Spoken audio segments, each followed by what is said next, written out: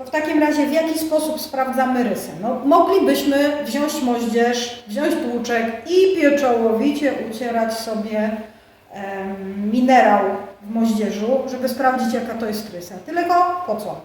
Skoro można zrobić to prościej. Co jest nam do tego potrzebne? Czasami jest nam potrzebne to, co mamy przy sobie, czyli paznokieć i on całkowicie wystarczy. Czasami potrzebne jest nam jakiekolwiek ostrze stalowe. To może być gwoździk, śrubokręt, czy choćby klucz. Czasami potrzebne jest coś twardszego. Może to być na przykład kawałek szkła. Jeżeli nie mamy kawałka szkła, to może to być po prostu kawałek papieru ściernego. Powiedzmy, że drobniejszy jest lepszy. Na czym zatem polega badanie? Jeżeli minerał jest miękki, to wystarczy paznokciem, ale uwaga, nie tak, tylko bokiem paznokcia, no mi najwygodniej jest kciukiem, bokiem paznokcia w ten sposób, tak, zarysować dany minerał. I teraz, po pierwsze, oglądam to, co tutaj jest. Czy jest tutaj jakiś proszek, czy nie.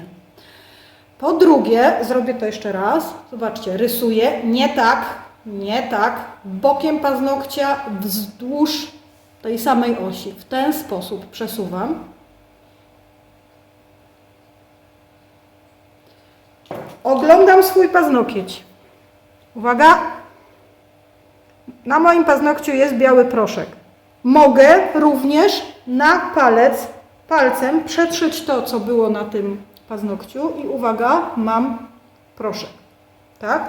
Czyli barwa rysa tego minerału jest biała. Jest on na tyle miękki, że mogłam go zarysować paznokciem, więc było to proste. Gdybym nie dała rady zarysować tego paznokciem, robię dokładnie to samo gwoździem, tak? Rysuję sobie po tym minerale. I czasami jest tak, że widać od razu, że proszek, który powstaje, jest biały. Czasami trzeba po prostu przetrzeć palcem drugim i zobaczyć, jaki kolor ma rysa na palcu. No i tutaj mam rysę białą, natomiast tutaj mam inny minerał. Zobaczcie, to jest taki minerał ładny, błyszczący. I tutaj wytrę sobie ten paznokieć, żeby nie było, że to z poprzedniego. Chwila prawdy, zobaczcie, znów pocieram wzdłuż. Nawet nie muszę przecierać, bo jak się przyjrzycie, zobaczcie, zostało coś czarnego na moim paznokciu, no ale sprawdzę. Na drugi palec i co? Mam ciemnoszarą, prawie czarną rysę. Gdyby minerał był za twardy, to znaczy nie udałoby mi się go zarysować ani paznokciem, ani gwoździem, na przykład tak jak ten minerał. Kiedy spróbuję go zarysować gwoździem, to albo nic się nie dzieje, albo na minerale zostaje mi ślad taki mniej więcej jakby pozostawił ołówek, czyli w takim kolorze, czyli gwóźdź się ściera.